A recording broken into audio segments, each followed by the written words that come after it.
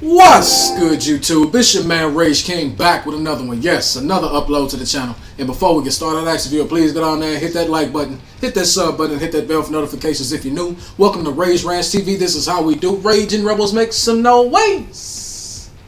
And if you're new to the crew, welcome to the Raging Rebel Revolution. Now let's vibe. And y'all, we got another installment of Random Rage Thoughts. Now, for those that haven't seen previous episodes of Rage Ranch Thoughts, this is where I go a little bit off topic, not talking Houston sports. I'm not going to be talking Houston sports in this video. I'm going to pick a random topic from one of the random 3 sports that I cover that is not Houston sports, and I'm going to give my thoughts and my intake on a particular situation or or make a prediction on a particular situation that may or may not happen or I believe should happen. So let's speak on it. Now, I know what I'm about to say. Before we even get started, I know what I'm about to say is probably going to be completely far-fetched. It probably won't happen, but it's just something I really would like to see happen, just to see what happens. And with that being said, I believe that the Milwaukee Bucks, yes, the Milwaukee Bucks, the Giannis Antetokounmpo-led Bucks, need to make a trade for one Demar DeRozan. Now, I know people hear that and you're crazy. Why would you do that? Why would you? Hear me out. Now, for those that have forgotten about DeMar DeRozan ever since his trade to San Antonio, you know, the trade that sent Kawhi to Toronto and they won the championship against a completely injury-riddled Warriors team. DeMar DeRozan was traded to San Antonio. And look, I mean no disrespect to this guy. I have a lot of respect for DeMar DeRozan. Respect the story. I respect him as a man. I respect him as a basketball player. But ever since he was traded to San Antonio, DeMar DeRozan has become a complete afterthought. Another guy on that team that's become a complete afterthought ever since joining that team, one LaMarcus Aldridge, but we're going to do a video on him later.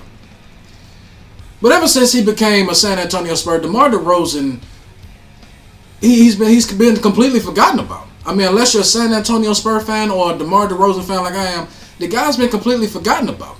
And rightfully so. The Spurs haven't been to the playoffs, it seems like forever, but it's been a few years. They really haven't been relevant ever since they lost Kawhi Leonard. I would argue and say that they haven't been relevant ever since Kawhi Leonard got injured and sat out the season he only played 9 games. And sat out most of the season he only played 9 games. They have not recovered from that. They have not been the same. They have not. They tried to replace him with a guy they thought was as good as him. They tried to bring in the guy that they thought was going to be the second coming to Tim Duncan, and it just never happened. And to be honest with you, I believe that this is the chance for the San Antonio Spurs to go ahead and completely rebuild. I mean, because think about it. The Spurs have been dominant. They have been one of those dominant teams for the past 20 years. They have. You look at the guys they've had: Tim Duncan, Tony Parker, Manu Ginobili, Kawhi Leonard. They've had a plethora of guys come through there. They've had super team on super team. And to be honest with you, one of the most underrated trios, big 3 of all time, with Manu Ginobili, with Tony Parker, with Tim Duncan. And one could even argue they had a big 4 at the time when Kawhi Leonard was starting to come into his own, and he gave LeBron James a run for his money in the championship series that they beat the Heat in. And LeBron James last season with the Heat. So, with DeMar DeRozan, I figure you put him right next to a guy like Giannis Antetokounmpo for the simple fact that Giannis, he needs another superstar next to him. He does. This is no disrespect to Chris Middleton. This is no disrespect to Drew Holiday. I respect both guys. I respect your game. I respect you as men. But you guys are not DeMar DeRozan. DeMar DeRozan he gives you something that Chris Middleton simply does not. And Drew Holiday simply do not. They give you another scoring option. Another guy that you say, give him the ball, get out of the way, go score for us. And other than Giannis, the Bucks simply do not have that. They do not have that. They don't. Drew Holiday is not the Drew Holiday of old. Drew Holiday, when he was first drafted by the Philadelphia 76ers and his early years with the Pelicans, he was damn good. He was very good. He was one of the most underrated guards in the league. But as time carried on, he started to diminish. His production started to diminish. Now, I know they brought him in this season because he's supposed to be that quintessential point guard. You know, the point guard that's supposed to take some of the ball handling duties off of Giannis. But I don't believe that Giannis just needs that. I believe that Giannis also needs another superstar that can get his own shot.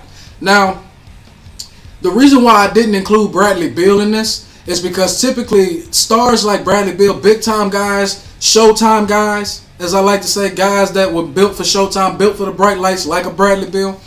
Those kind of guys, those kind of players typically do not get traded within their conference. They get traded in the other conferences. You look at a guy like Carmelo Anthony a few years ago.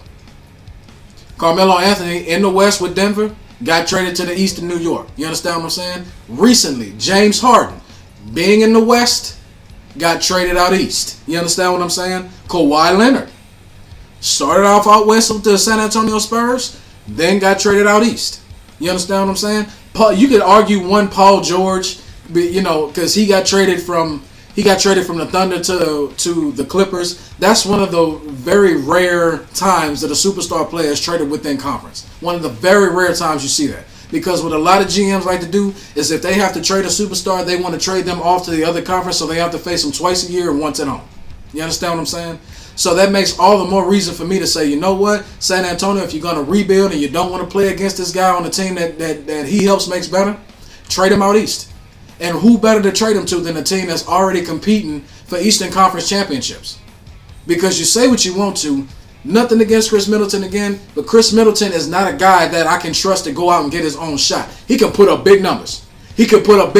One of the best shooters in the NBA. Bar none. Much respect to the guy.